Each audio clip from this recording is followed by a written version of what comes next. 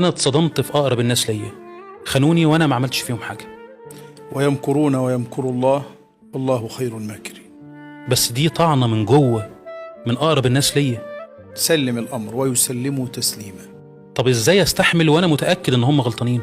ولا يحيق المكر السيء إلا بأهله. طيب ليه أنا تعبان وحزين وشايفهم إن هم مبسوطين وعايشين في سلام؟ فلا تعلم نفس ما أخفي لهم من قرة أعين جزاء بما كانوا يعملون.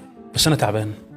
ادفع بالتي هي أحسن، فإذا الذي بينك وبينه عداوة كأنه ولي حميم. طيب واللي عملوه فيا هيترد لهم؟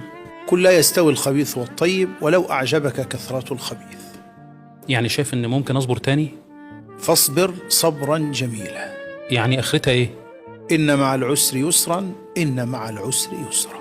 يعني حقي هيرجع؟ إن شاء الله يرجع. إنا لا نضيع أجر من أحسن عملا، وربنا يقول هل جزاء الإحسان إلا الإحسان.